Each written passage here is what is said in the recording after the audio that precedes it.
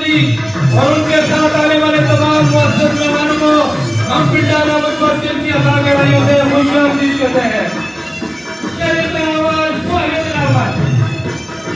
हाजी सफीर इनाम तनोली, रोशन सलमान तनोली और उनके साथ आने वाले तमाम मुअज़्ज़ज़ मेहमानों को हम दिल की अता गहराइयों से खुशामदीद कहते हैं।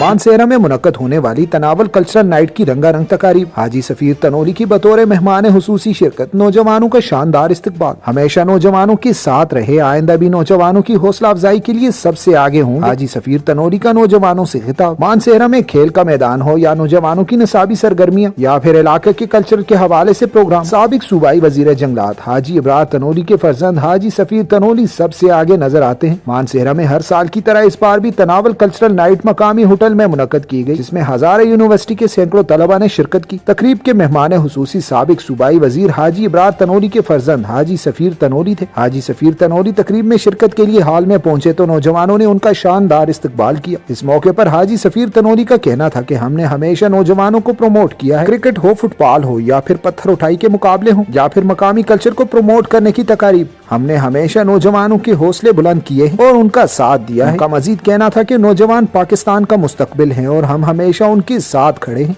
हाजी सफीर तनोली का मजीद कहना था कि आइंदा भी नौजवानों को जहां हमारी जरूरत होगी हम उनके साथ खड़े होंगे। उन्होंने अपने खिताब में नौजवानों को खेल और दीगर सरगर्मियों के साथ साथ अपनी पढ़ाई पर ज्यादा ध्यान देने का भी कहा।